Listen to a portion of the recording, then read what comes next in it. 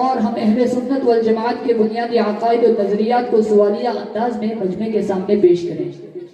قاری الیاس صاحب صلی اللہ علیہ وسلم ان سے سوالات کریں گے۔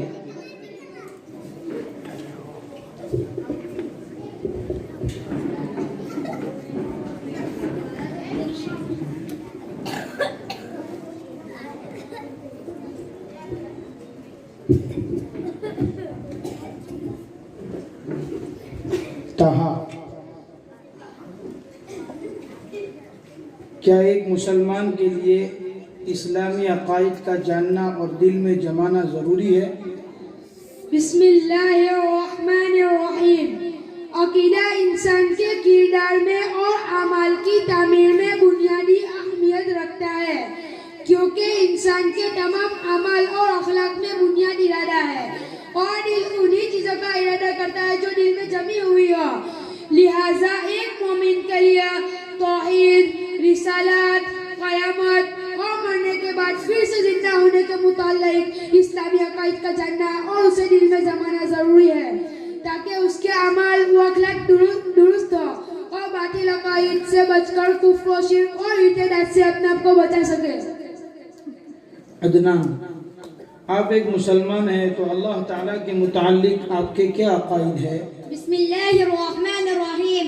میں دل سے پکے طور سے مانتا ہوں کہ اللہ تعالیٰ ایک اور صرف ایک ہی ہے، وہی سب کا معبود ہے، اس کے سوا کوئی عبادت کے لائق نہیں، اس کا کوئی سازی اور ساتھی دار نہیں، وہ بے مثال ہے، کوئی چیز اس کے مشابہ یعنی اس جیسی نہیں، وہ مخلوق جیسے ہاتھ، پاؤں، ناک، کان اور شکل صورت سے پاک ہے، وہ اللہ ہمیشہ سے ہے اور ہمیشہ رہے گا، اس کی تمام صفتیں ہمیشہ سے ہے اور ہمیشہ رہے گی، وہ اللہ ہر چیز کو پیدا کرنے والا ہے اور قیامت میں پھر پیدا کرے گا، وہ اللہ تمام عیبوں اور کمیوں سے پاک ہے، اس کا نہ باپ، نہ ماں، نہ بیٹا بیٹی، نہ کسی سے اس کا رشتہ ہے، وہ ان تمام تعلقات سے پاک ہے، وہ اللہ بڑی طاقت اور قدرت والا ہے، اسی نے زمین، آسمان، چاند، سورج، ستارے، فرشتے، انسان، جن، تمام جہاں کو پیدا کیا، وہی زندگی اور موت دیتا ہے،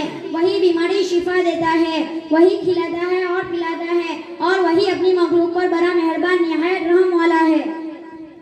داؤد، عقائد کس کو کہتے ہیں؟ بسم اللہ الرحمن الرحیم۔ دل میں پکے طور سے خیال کے جم جانے کو عقیدہ کہتے ہیں۔ دین اور مذہب کے متعلق صحیح عقائد کا جاننا اور اسے دل میں پکے طور سے خیال کے جم جانے کو عقیدہ کہتے ہیں۔ دین اور مذہب کے متعلق وہ نظریات اور خیالات جو دل میں جما لیا جائے اسے عقیدہ کہا جاتا ہے۔ پیغمبروں کے متعلق آپ کے کیا عقائد ہیں؟ انسانوں میں سے بعض اللہ تعالیٰ کے مخصوص بندے ہوتے ہیں جنہیں اللہ تعالیٰ نبوت سے سرفراز فرماتے ہیں۔ نبی ہمیشہ مرد ہوتا ہے، عورت نبی نہیں ہوتی۔ جناتوں کے لیے بھی انسانی نبی ہوتے ہیں۔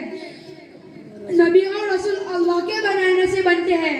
کوئی بھی شخص اپنی عبادت اور مجاہدوں سے نبی نہیں بن سکتا اور نہ نبی کے مقام اور مرتبے کو پہنچ سکتا ہے۔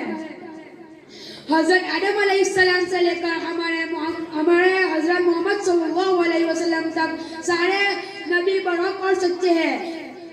انبیاء سب کے سب معصوم یعنی گناہوں سے پاک ہوتے ہیں۔ عدنان، حضور صلی اللہ تعالی علیہ وسلم کے متعلق آپ کا کیا عقیدہ ہے؟ بسم اللہ الرحمن الرحیم۔ حضور پور نور صلی اللہ علیہ وسلم اللہ تعالیٰ کے آخری نبی اور رسول ہے۔ آپ کے بعد اب قیامت تک اور کوئی نیا نبی نہیں آئے گا، لہٰذا آپ کسی خاص قوم یا علاقے کے نبی نہیں بلکہ آپ قیامت تک آنے والے ہر شخص کے نبی ہیں۔ حضور پاک صلی اللہ علیہ وسلم تمام نبی اور رسولوں کے امام اور سردار ہے۔ آپ کا مقام اور مرتبہ تمام نبیوں میں بہت بلند ہے۔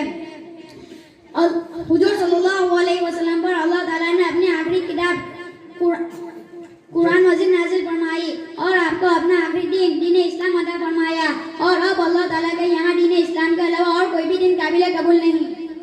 داؤد، مرنے کے بعد پھر زندہ ہونے کے متعلق آپ کے کیا عقائد ہیں؟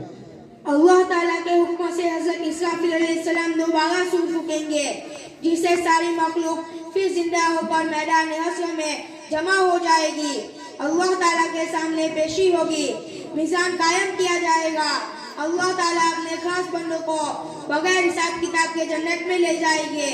नेक लोगों को नामाए अमाल दाहिने हाथ में और बुरे लोगों को बाएं हाथ में दिया जाएगा। नेक लोगों को हुजूर पाक सल्लल्लाहु अलैहि वसल्लम अपने मुबारक हाथ से जामे कौसर पिलाएंगे